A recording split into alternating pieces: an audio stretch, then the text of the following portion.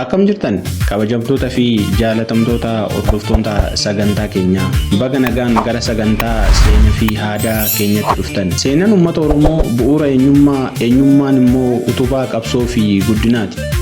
Seenaa uummata Oromoo keessatti gootota libsuu ijaa malee gumaacha guddaa taasisan jireenya isaanii sabaaf aarsaa godhan galmee seenaa keessatti maqaan isaanii bara baraan akka guddatu qabu keessaa tokko Jeneraal Taaddasaa Birruu. Jeneraal Taaddasaa Birruu eenyu? Akkamiin gara waltajjii siyaasaa fi gootummaa Oromoo dhufe? Waldaa Maccaa fi Tuulamaa akkamitti hundeeffame?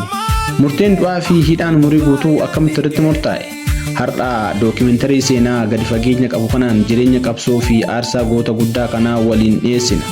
Nu wajjin tura. Taaddasaa Birruu bara 1922 akka lakkoofsa Itoophiyaatti Oromiyaa dhiyaa godina Salaalee Kaaba Aanaa Salaalee Shawaa Kaaba Aanaa Kuyyuu iddoo addaa Sireemroos jedhamu keessa dhalate. Abbaan isaa Birruu Kuttaayee, haati isaa immoo Kaasayee Dheerer jedhamti. Taaddasaan dhalatee akkuma naannoo isaaniitti seera fi aadaa Oromoon guddifame.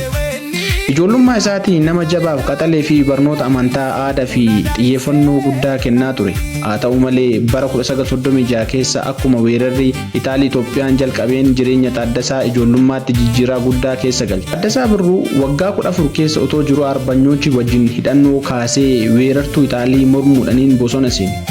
Salaalee keessatti gootummaa fi loltummaa guddaa argisiise. Loltoota Itaalii irraa weerara tarkaanfachiisuudhaan gootummaa isaa ijoollummaatti mirkaneesse.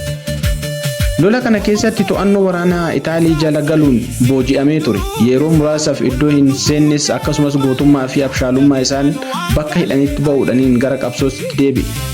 Waraanni addunyaa lammaffaa erga xumuramee fi Xaaliyaaniin mo'amtee booda Taaddasaa Birruu leenjii waraanaa ammayyaa fudhachuudhaaf gara kolleejjii waraanaa Hoolotaatti seene. Kolleejjii waraanaa Hoolotaa keessattis leenjii cimaa fudhachuudhaan qaxalummaa fi ogummaa waraanaa hooggansaa fi gurmeessuu irratti dandeettii addaa waan qabuuf odoo hin turin sadarkaa koomaandaraatti ol guddate. Bara 1950 waggoota keessa Taaddasaa Birruu sadarkaa Jeneraal Birgeedirii yookaan Jeneraal Birgaadiin fi hojii qulqullinaa argate. Mootummaan Hayila Sillaasee biratti garmalee kabajamaa fi sodaatamaa kan ture Jeneraal Taaddasaa Birruu leenjisaa fi hoogganaa poolisii Itoophiyaa Faxinoo Daraash ta'ee muudame. Taaddasaa Birruu kabajaa fi sadarkaa guutuun mootummaa fi waraana qabaatus keessoo isaa keessatti gaddii fi gaddisiisaa uummata Oromoo argaa ture. Uummanni Oromoo haala dinagdee barnootaa fi siyaasa keessatti dhiibbaa fi cunqursaa guddaa jala akka jiru sirriitti hubate. Keessumaa yeroo inni naannoo Itoophiyaa garaagaraa keessatti socho'u uummanni Oromoo barnoota dhabuu fi dhiibbaa guddaan irra gahaa ture.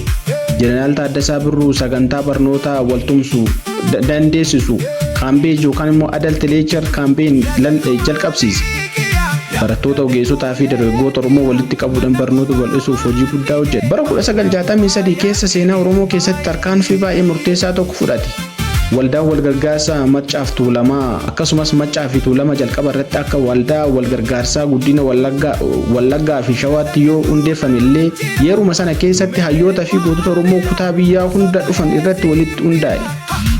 Haayila Maariyaam Gammadaa, Maammoo Mazammirii fi Baarootu hayyoonni biroo keessatti hirmaatan. Jeneraal Taaddasaa Birruu waldaa kanatti akkuma makameen dhiibbaa fi teessuma waldichaa garmalee ol kaase.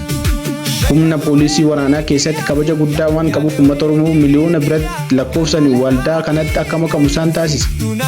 Waldaan Maccaa fi Tuulamaa daandii mana barnootaa fi akkasumas fayyaa dabalatee dhimmoota adda addaa irratti cichee hojjetaa ture. Sochii Maccaa fi Tuulamaa dammaqinaan uummata Oromoo kana mootummaan Impaayeraa Hayila Sillaasee garmalee sodaate. Bara 1966 keessa mootummaan waldaa Maccaa fi Tuulamaa dhoowwe.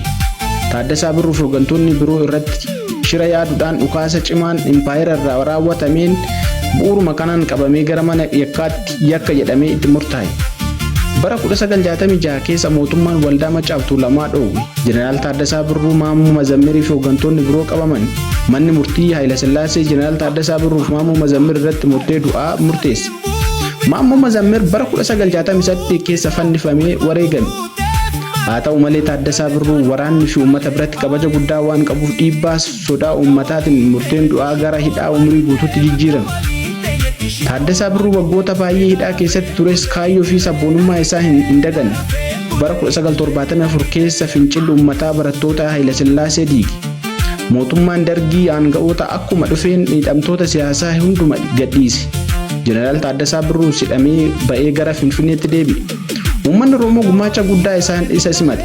Haa ta'u malee odoo turee hin bulin mootummaan Dargii kan Mangistuu Hayilamaariyaamiin durfamu ilaalcha cunqursaa fi ajjeechaa ta'uu Taaddasaa Birruu sirriitti waan hubateef Dargiin mirga uummata Oromoo kabachiisuu hin danda'u jechuudhaan ammas gara qabsootti deebi'e. Taaddasaa Birruun umurii isaa dulloomus ilaalcha fi gootummaa isaatiin dargaggeessa ture. Dargii wajjin waliigaluu akka hin dandeenye hubannaan Finfinnee dhiisee gara bosona Shawaa Kaabaa yookaan Salaaletti deebi'e. Gootota akka Hilee Maariyaam dargaggoota sabboonota Oromoo wajjin hidhannoo kaasuudhaan Dargii mormuudhaan jalqaban. Bosona keessatti fincila hidhattoonni seenuudhaan gootummaa aarsaaf dammaqaa paartii sabboonummaa Oromoof dhiyeesse. Wallolaa osoo jiran bitootessa 1967 keessa gantummaa shiraatiin xaxamee qabame. Dargii yeroo gabaabaa keessatti bitootessa 1975 Jeneraal Taaddasaa Birruu, Hayilamaariyaam fi Raddaa gootonni biroo ajjeefamanii wareegaman.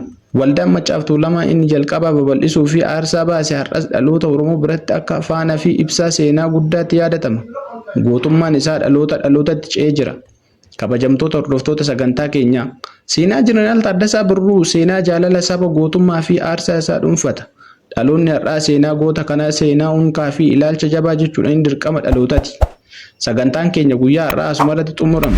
Hanga sagantaa keenya birootti wal arginutti nagaan nuuf tura. Like, share hin dagatinaa.